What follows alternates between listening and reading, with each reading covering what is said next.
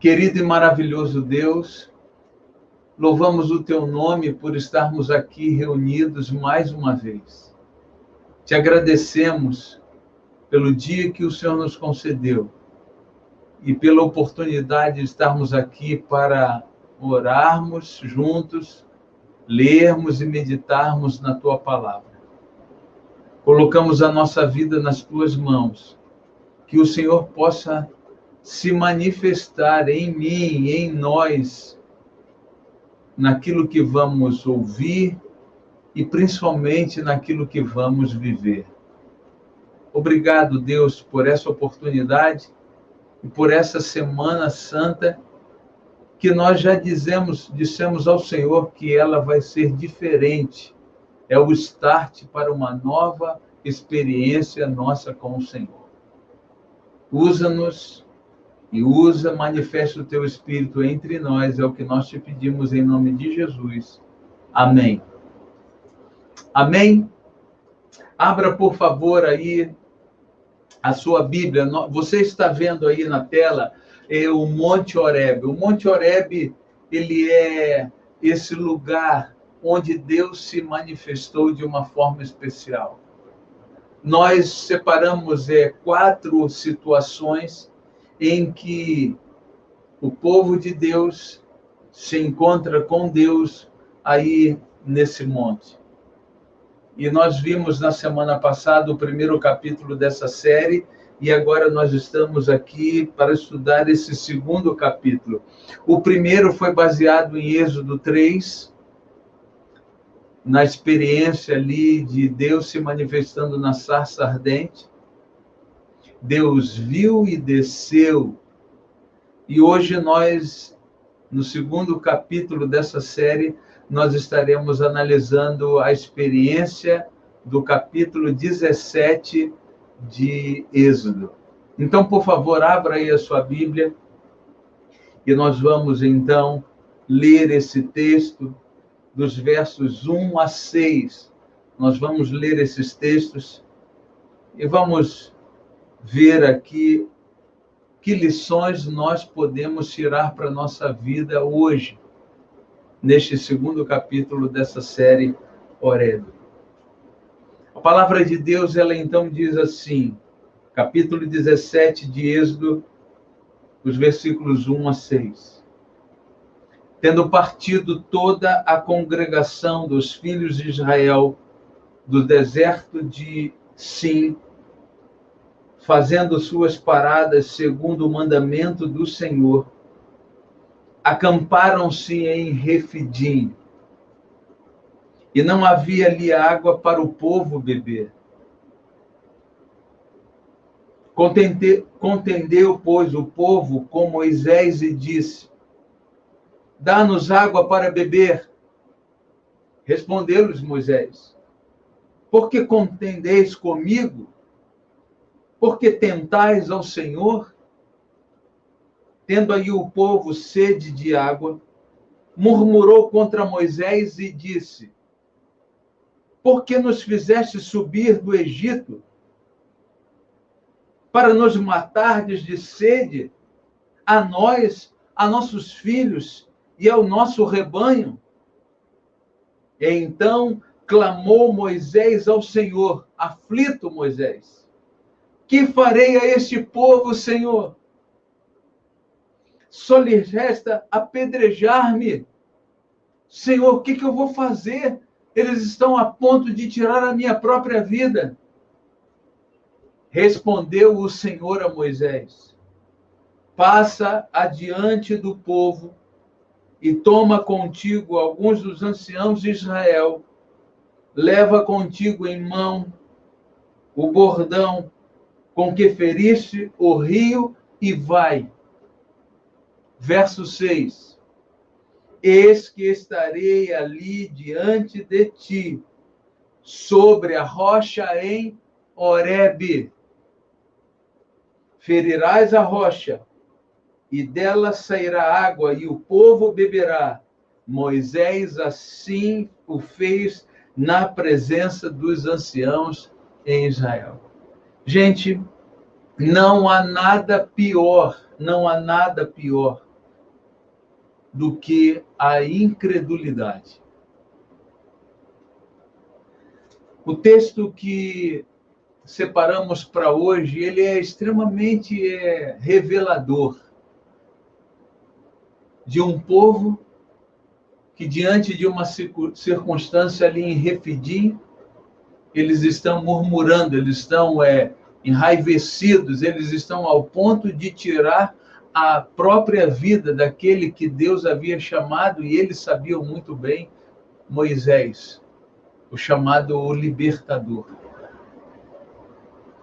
Eles estão passando por uma situação que ela é grave, claro que ela é grave, porque uma multidão, aproximadamente 2 milhões de pessoas, passando uma necessidade que é vital, que é falta de água, e eles estão ali, e agora eles estão fazendo esta declaração, e eu chamo a atenção de vocês especificamente para o verso 3, quando eles dizem assim: por que nos fizeste subir do Egito para nos matares de sede, a nós, a nossos filhos e ao nosso rebanho? Vocês nos tiraram do Egito, como se lá no Egito as coisas tivessem sido muito boas. Como se ali no Egito eles não tivessem tido nenhum problema, nenhuma dificuldade. Como se o tempo que eles haviam passado ali naquele lugar tivesse sido um tempo assim de férias, de coisas boas. E agora vocês nos tiram do Egito para nos trazer aqui para o deserto, para que nós morramos de fome, de sede, os nossos filhos, o nosso rebanho. Não há nada pior do que a incredulidade. Essa manifestação humana de não reconhecer Deus na sua história. O Salmo 54, verso 4, ele diz assim: eis que Deus é o meu ajudador. O Senhor é quem me sustenta a vida. E eu e você poderíamos estar citando aqui outras passagens bíblicas que fazem referência a esse nosso Deus como ajudador, refúgio, fortaleza, socorro bem presente em todas as nossas tribulações. Ele é o nosso ajudador, ele é o nosso sustentador. E aquele povo, assim como eu e você, eles tinham provas suficientes disso. No capítulo 3 de Êxodo, capítulo esse que nós estudamos na semana passada, no primeiro capítulo dessa série, Horebe, nós vimos Deus se manifestando e Deus dizendo para Moisés: eu ouvi o clamor do meu povo e eu desci para livrá-los. Os olhos do Senhor estão atentos a todas as coisas. Deus está acompanhando cada detalhe da minha vida, cada detalhe da sua vida. Deus está atento. Esse Deus a quem eles agora estão se dirigindo, palavras duras ditas a Moisés, ditas a Deus, um comportamento totalmente equivocado, e eles estão se esquecendo das coisas que Deus já havia feito por eles. Deus, quando se manifestou àquele povo, ele disse para eles o seguinte: eu vou tirá-los daqui e vou levá-los para uma terra que emana leite e mel. Claro que isso aí é uma figura de linguagem. É uma maneira de Deus dizer para eles que os estaria tirando daquela situação tão ruim e os levando para um lugar uma situação, uma condição muito melhor do que aquela que eles viviam. Uma terra que manava leite e mel para homens e mulheres que, depois de um dia de trabalho forçado, eles recebiam um prato magro, um prato quase que vazio de uma comida feita sem nenhum amor, sem nenhum capricho, como se fossem animais, por 400 anos. Como se essas palavras não fossem suficientes para que eles se encantassem e acreditassem nesse Deus que estava se revelando a eles de uma forma assim maravilhosa e sobrenatural. Eu quero dizer uma coisa para você. Questionar o Senhor é andar em caminhos de morte. É isso mesmo. Questionar o Senhor é andar num caminho muito perigoso. É andar num caminho de morte. No livro de Deuteronômio, abra aí a sua Bíblia. Deuteronômio, no capítulo 8. Deuteronômio, no capítulo 8, versículo 2. Deuteronômio, no capítulo 8, versículo 2. Diz assim: recordar-te-ás de todo o caminho pelo qual o Senhor teu Deus te guiou no deserto. Esses 40 anos, para te humilhar, para te provar, para saber o que estava no teu coração, se guardarias ou não os seus mandamentos. Recordar-te-ás. Ei, será que você se esqueceu da maneira maravilhosa como Deus tem dirigido a história, tem dirigido a minha história, a sua história, a nossa vida, a nossa cidade, o nosso planeta? Ei, o apóstolo Paulo, ele chega a fazer uma declaração, mediante as promessas que são feitas por Deus a nós, que os olhos jamais viram, mente alguma conseguiu imaginar e perceber as coisas que Deus tem preparado para nós. É muito mais do que a gente possa imaginar. O plano da salvação, ele é exatamente isso, a revelação do amor de Deus, querendo tirar a gente do Egito do pecado, e nesta caminhada que nós estamos fazendo de preparo para que um dia eu e você tenhamos o privilégio de plantarmos a sola dos nossos pés em Terra Santa. E Deus disse que estaria conosco todos os dias até a consumação dos séculos.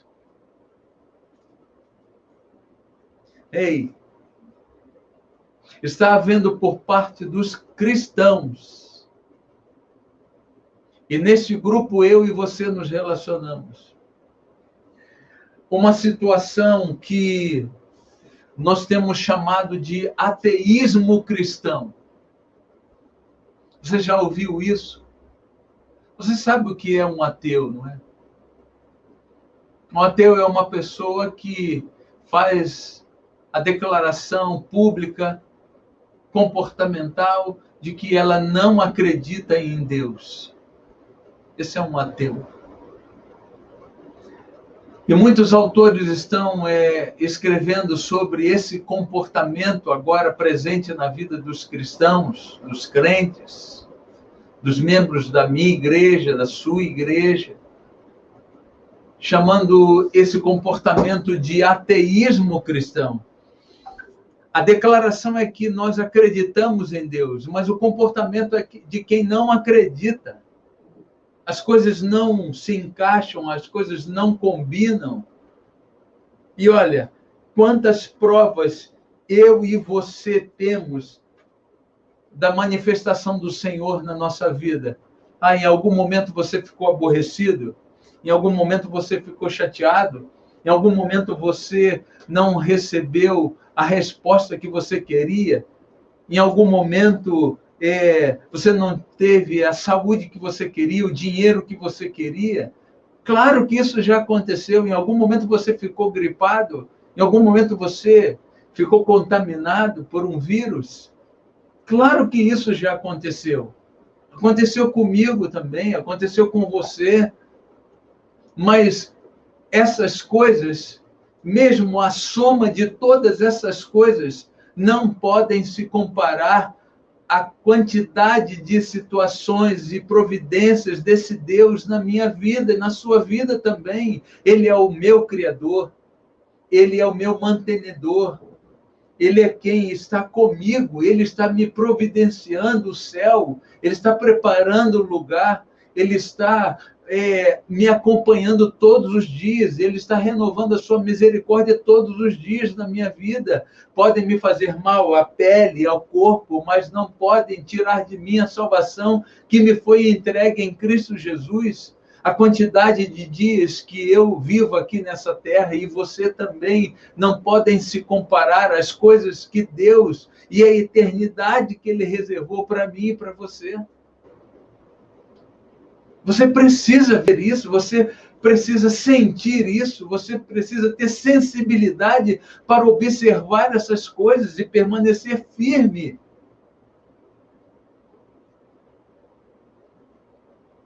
Novamente, no capítulo 17 de Êxodo,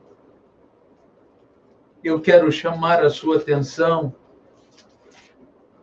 Capítulo 17 de Êxodo, agora no verso 1.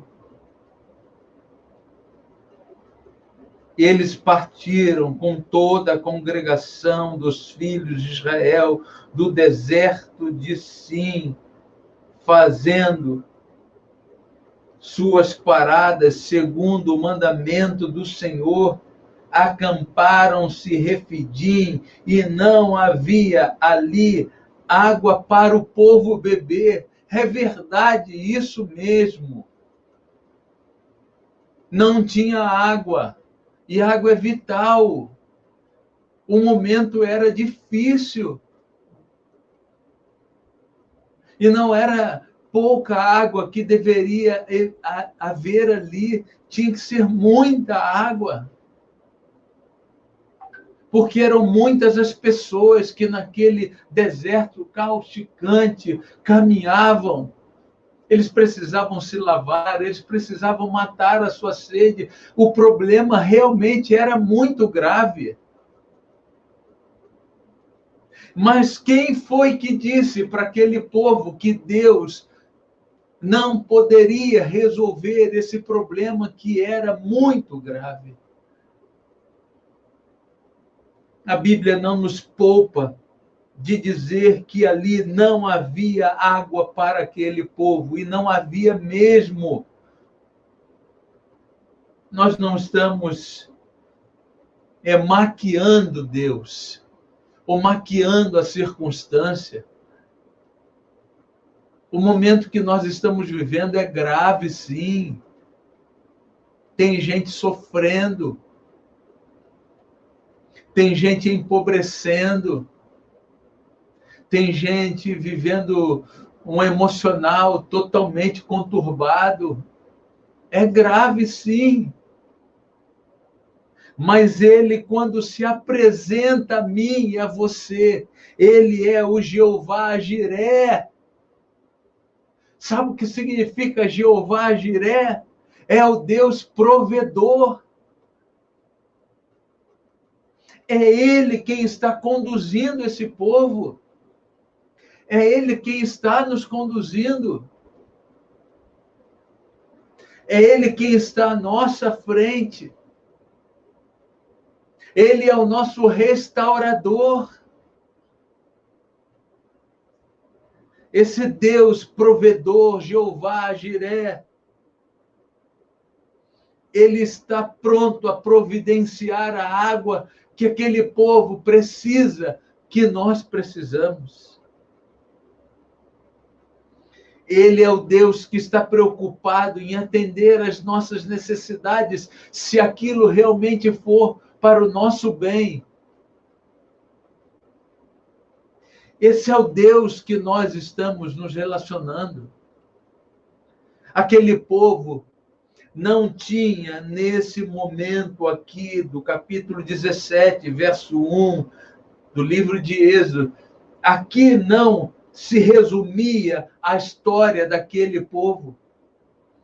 Havia uma história que já estava sendo contada de capítulos maravilhosos e surpreendentes e sobrenaturais. Você se lembra? Você se lembra que aquele povo, esse mesmo povo, já havia passado a seco pelo Mar Vermelho? Você se lembra que esse povo já havia recebido do Senhor o pão do céu, chamado de maná, que na sexta-feira caía em dobro para que no sábado eles pudessem descansar? Você se lembra que esse Deus, quando os tira do Egito, ele providencia uma coluna de fogo para iluminar o caminho deles e afastá-los daqueles que os perseguiam? E de dia, naquele deserto tão intenso, sol forte, uma nuvem os cobria. Deus estava se revelando a eles, como Deus tem se revelado a nós. Esse é o Jeová Jiré. No livro de Miqueias, no capítulo 6, Miqueias, o profeta Miqueias, no capítulo 6. Eu quero ler aqui com vocês, Miqueias, no capítulo 6, os versículos 3 e 4. Miqueias, capítulo 6, versos 3 e 4, que diz assim: povo meu, somos nós, povo meu, que te tenho feito? Olha a pergunta que Deus faz a nós. Que te tenho feito, povo meu? E com que te enfadei? Te aborreci? O que eu estou fazendo? Responde-me, por favor. Por quê? E aí o verso 4, o profeta Miqueias, ele diz assim: porque, pois te fiz sair da terra do Egito e da casa da servidão, eu te remi e enviei adiante de ti Moisés, Arão e Miriam. Ei, povo meu, me responde, o que eu fiz para você agir assim comigo? Com que te enfadei? Por favor, me responde. Você se lembra que eu fiz você sair do Egito, da casa de servidão, e me coloquei à sua frente? Por que você está agindo assim comigo? Ei, Deus, ele não precisa fazer essa pergunta para mim e para você. Deus, ele não precisa se humilhar dessa forma para falar comigo e com você. Como se ele fosse dependente de nós. Como se ele precisasse de mim, como se ele precisasse de você para encher aquele lugar que ele disse que ele iria preparar. Ei, Deus pode perfeitamente viver sem nós. Ele é Deus. E se ele quisesse, ele criaria tudo de novo, um planeta novo, com um novo Adão, uma nova Eva, que o obedecessem. Deus poderia apagar da sua memória e da memória do universo a nossa existência. Mas Deus, de uma forma humilde, ele se aproxima para perguntar para mim e para você: ei, o que eu fiz para você agir assim comigo? Não há nada que mais aborreça o nosso Deus do que a ingratidão. A ingratidão é entrar num caminho perigoso, um caminho de morte. A gente precisa entender isso. quando faltou água ali em Refidim. Não era a primeira vez que aquele povo passava por uma situação em que a água estivesse relacionada com a história deles. Eu quero que você vá comigo lá no capítulo 15 de Êxodo. Capítulo 15 de Êxodo.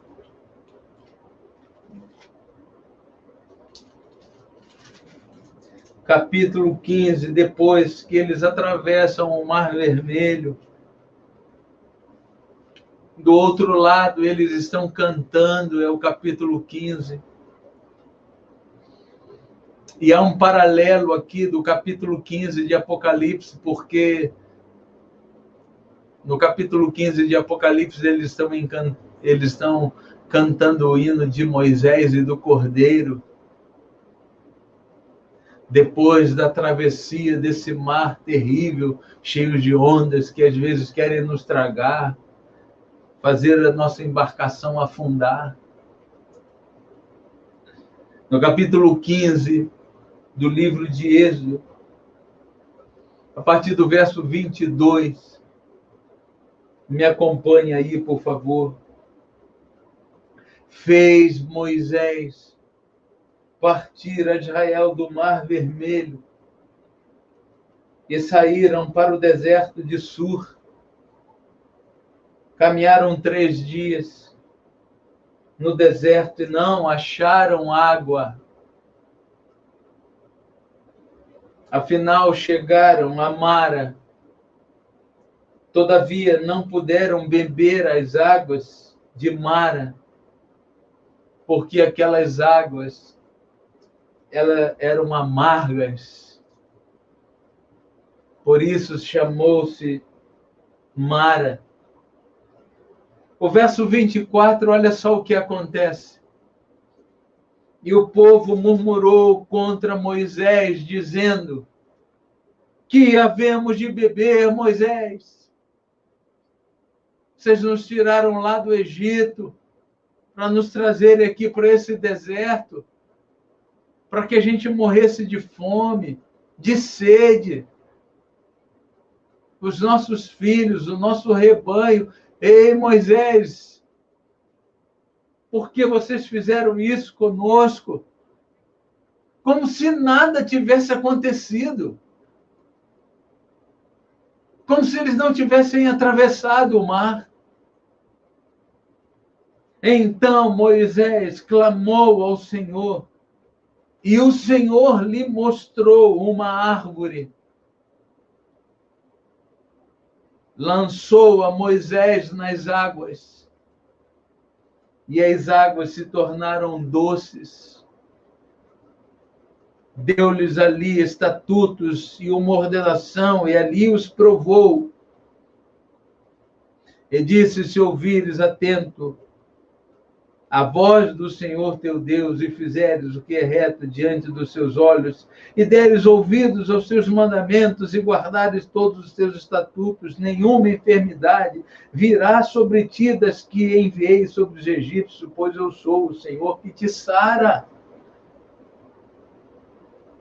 Refidim não foi o primeiro momento em que eles se viram numa situação em que água havia faltado. E Mara, imagine eles chegando ali naquele lugar,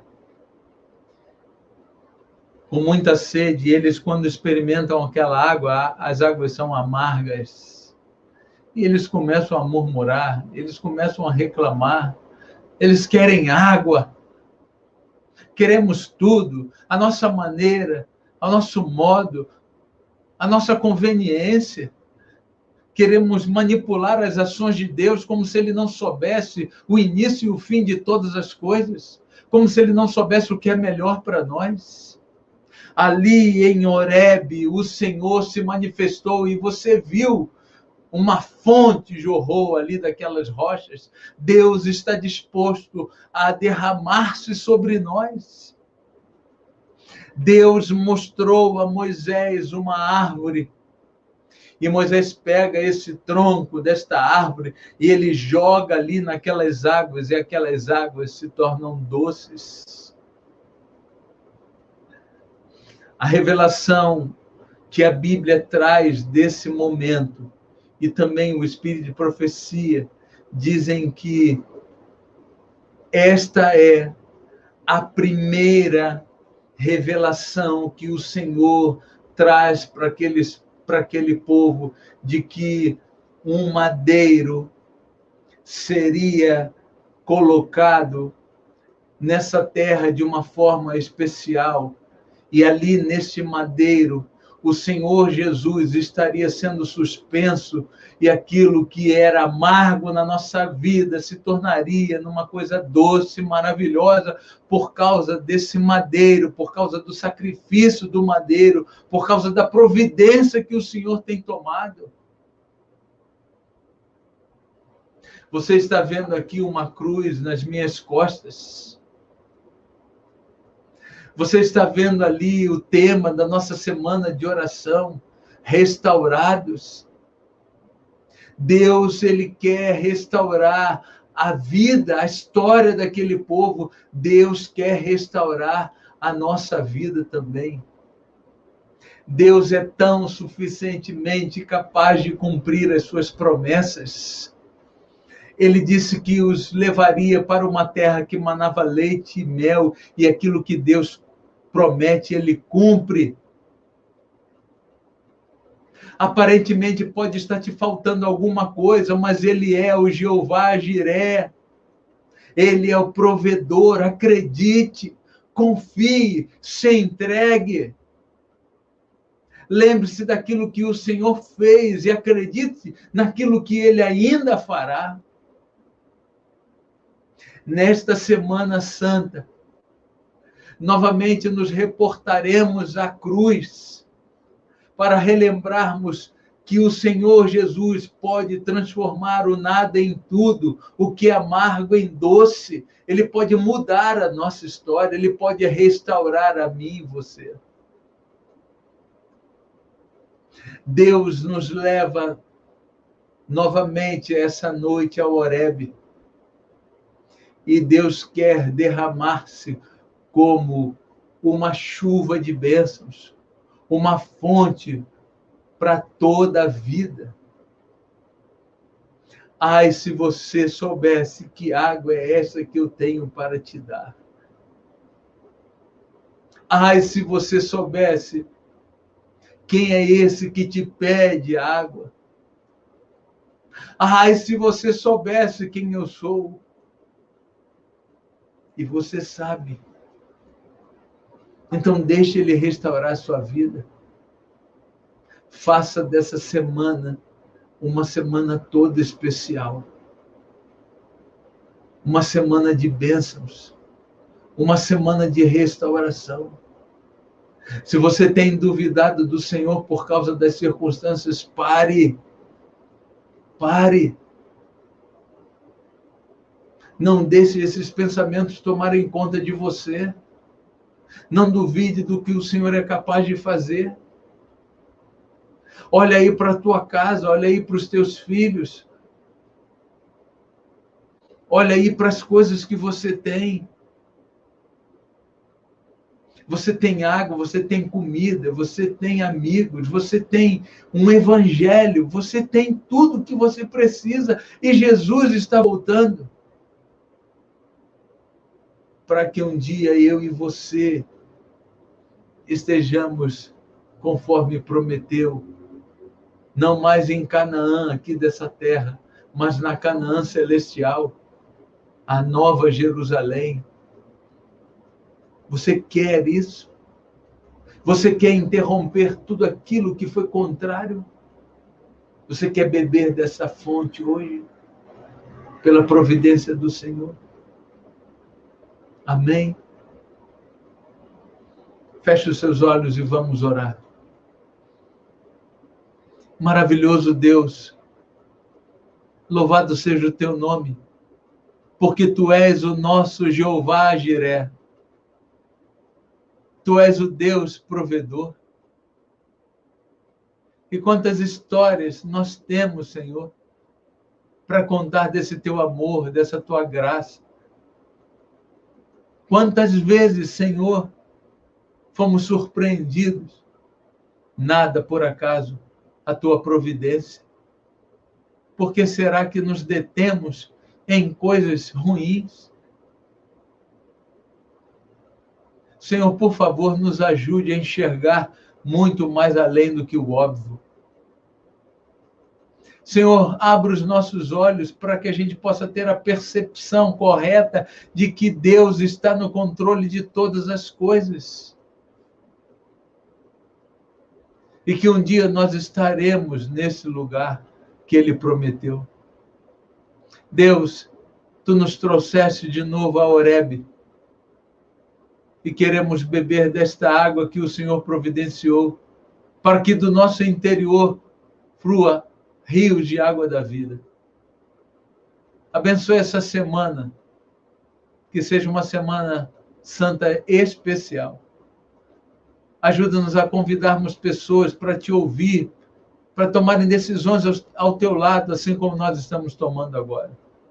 Nós Te agradecemos, Senhor, por essa renovação, por essa nova experiência. A restauração é o que nós Te pedimos e Te agradecemos no nome de Jesus. Amém.